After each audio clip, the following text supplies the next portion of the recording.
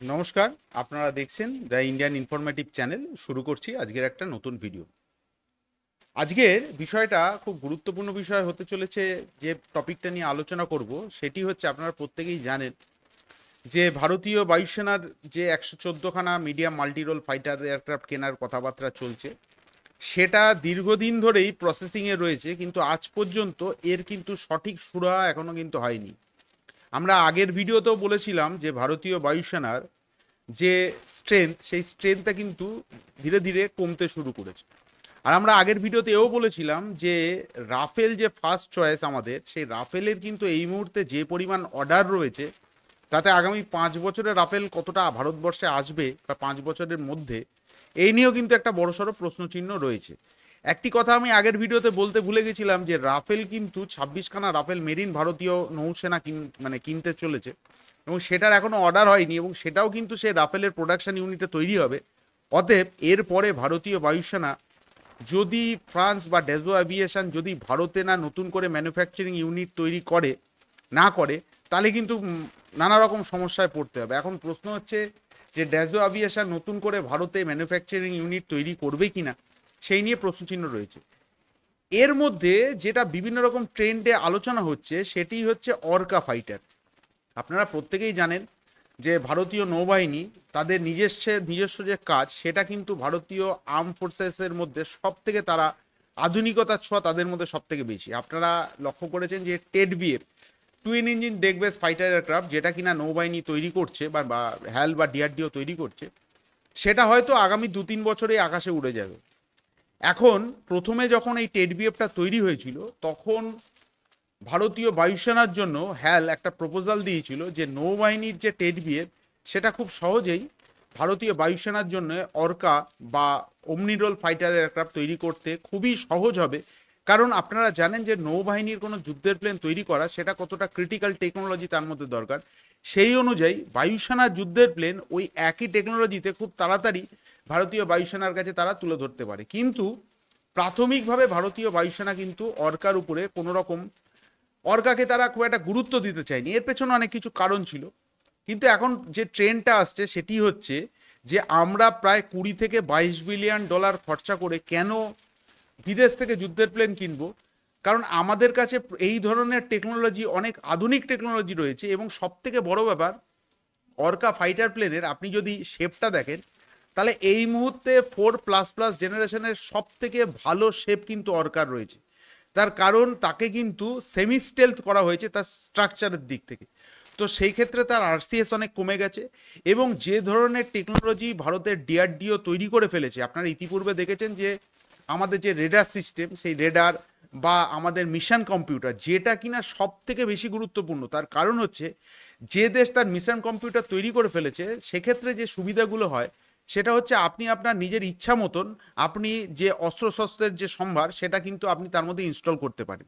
ধরুন আজকের পাকিস্তানের ক্ষেত্রে যে ধরনের মিসাইল বা যে ধরনের বোম ফিট করা দরকার, সেটা হয়তো চীনের ক্ষেত্রে নাও লাগতে পারে। আবার চীনের ক্ষেত্রে যেটা দরকার, সেটা পাকিস্তানের ক্ষেত্রে নাও লাগতে পারে। ফলে আমরা আমাদের নিজের মতন করে কাস্টমাইজ করে নিতে পারবো। এবং এই ক্ষেত্রে সব থেকে যেটা গুরুত্বপূর্ণ, সেটা হচ্ছে নিজস্ব মিশন কম্পিউটার। আর বিদেশি মিশন কম্পিউটার থাকার সমস্যা হচ্ছে, ধরুন আজকের কোনো রাশিয়ান মিসাইল আমরা তেজাসে ইনস্টল করতে যাচ্ছি, সুখোইতে ইনস্টল করতে যাচ্ছি, সেটাতে কোনো সমস্যা নেই। কিন্তু যখনই আমরা কোনো ফ্রেঞ্চ মেড বা ইসরায়েলি মেড কোনো মিসাইল যদি আমরা সুখোইতে ইনস্টল করতে যাই, সেক্ষেত্রে নানা রকম প্রবলেম ফেস করতে হয়।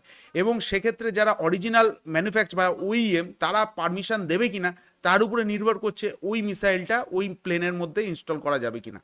অতএব মিশন কম্পিউটার যখন আমরা তৈরি করে ফেলেছি, সেক্ষেত্রে আমাদের তো নিজস্ব প্রোডাক্ট রয়েছেই, তাছাড়াও আমরা আমাদের ইচ্ছা মতন যে কোনো দেশের মিসাইলকে আমাদের যে অপারেশন রিকোয়ারমেন্ট আছে, সেই রিকোয়ারমেন্ট অনুযায়ী আমরা তৈরি করে ফেলতে পারি।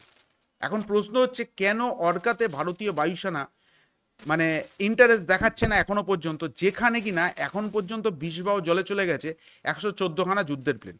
এবং টেকনোলজিক্যালি এই মুহূর্তে যে কটা যুদ্ধের প্লেন এই মুহূর্তে রয়েছে, যারা টেন্ডারে অংশগ্রহণ করেছে, তাদের থেকে সব থেকে আধুনিক হচ্ছে আমাদের টেডবিএফ বা twin engine deck base fighter. এখন যেটা বড় প্রশ্ন হচ্ছে, যদি ঠিকঠাকভাবে ভারতীয় নৌবাহিনীর সাথে ভারতীয় বায়ুসেনাও যদি একসাথে অর্কা প্রজেক্টে হাত মেলাতো, সেক্ষেত্রে এই অর্কা প্রজেক্টের যে কস্ট সেটা বহুলাংশে কমে যেত। আর দ্বিতীয় যেটা সব থেকে বড় প্রশ্ন হচ্ছে যে এর যে তাড়াতাড়ি করা বা এই যে হ্যালের উপর প্রেশার ক্রিয়েট করা, সেটা কিন্তু ভারতীয় বায়ুসেনা করতে পারতো এবং নৌসেনা করতে পারতো। ফলে একটা বড় রকমের যখন যে ধরনের ধরুন যে পয়সা বিনিয়োগ করা হবে, তাতে বিভিন্ন রকম প্রাইভেট সংস্থা এর মধ্যে জুড়ে যাবে। সেক্ষেত্রে একটা বড় একটা এমন জিনিস তৈরি হবে যাতে আমরা খুব সহজেই সেই অর্কা ভারতীয় বায়ুসেনা বা পেতে পারি। কিন্তু এখানে যেটা সব থেকে বড় প্রশ্ন, আমরা পূর্বেই বলেছি যে ভারত সরকার এবং ভারতের বায়ুসেনার কিন্তু কিছুটা হলেও লেথার্জি রয়েছে।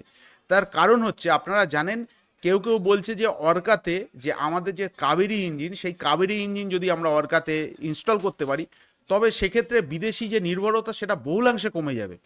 এখন প্রশ্ন হচ্ছে, ভারত সরকার লাস্ট 15 বছরে কাবেরী ইঞ্জিনের ক্ষেত্রে একটি পয়সাও কিন্তু ইনভেস্ট করেনি। আজকের দিনে দাঁড়িয়ে কাবেরী ইঞ্জিন কিন্তু অনেকটা ম্যাচিওর হয়ে গেছে। ফলে আজ থেকে 5-7 বছর বা 10 বছর আগে যদি কাবেরী ইঞ্জিন ভারত সরকার যদি এখানে ফান্ড করত এবং ভারতীয় বায়ুসেনা এবং ভারতের নৌবাহিনী যদি জয়েন্টলি এটাকে এর গুরুত্ব দিত, তাহলে আজকের কিন্তু আমরা আমেরিকার উপরে মুখাপেক্ষী হয়ে থাকতে হতো না। আজকে আপনারা দেখতেই পাচ্ছেন, আমেরিকা চাইছে না ভারতের তেজাস কিন্তু আকাশে উড়ুক। তার কারণ ওরা নানা রকমভাবে বিভিন্ন রকম আছিলায় তাদের যে G404 ইঞ্জিনটাকে সেটা বন্ধ রেখে দিয়েছে। সেটা তারা বলছে নাকি নানা রকম সাপ্লাই চেনে সমস্যা হচ্ছে। অথচ তাদের কিন্তু এই G404 ইঞ্জিন তারা কিন্তু একদম ভালো রকমভাবে সাপ্লাই দিয়ে যাচ্ছে সাউথ কোরিয়াকে।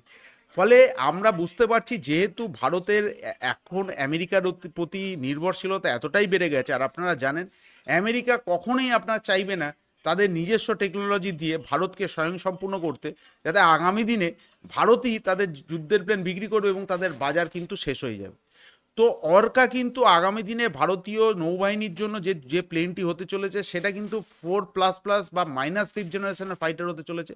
এখন ভারতীয় বায়ুসেনা যদি এটাকে প্রথমেই যে এর প্রতি ইন্টারেস্ট দেখাতো, তাহলে হয়তো আমরা প্রায় $25 বিলিয়ন খরচা না করে খুব কম পয়সায় আমাদের কিন্তু নিজস্ব ইন্ডিজিনিয়াস ফাইটার প্লেন আমরা তৈরি করে ফেলতাম। এখন দেখা যাক এই নিয়ে ভারতীয় বায়ুসেনার কি বক্তব্য রয়েছে, আর ভারতীয় বায়ুসেনার যে 114খানা যুদ্ধের প্লেন রয়েছে, সেই যুদ্ধের প্লেন নিয়ে কী ধরনের এখন কি তারা করবে কি না করবে, সে বিষয়ে আমাদের নজর থাকবে। আর আপনারা অবশ্যই আমাদের এই চ্যানেলটাকে নজর রাখুন, আগামী দিনে এরকম ভিডিও আপনাদের সামনে আরও আমরা নিয়ে আসবো। তো আজকের ভিডিওটা এখানেই শেষ করছি। ভিডিওটি যদি ভালো লাগে অবশ্যই লাইক করবেন। ভিডিওটি শেষ পর্যন্ত দেখার জন্য ধন্যবাদ।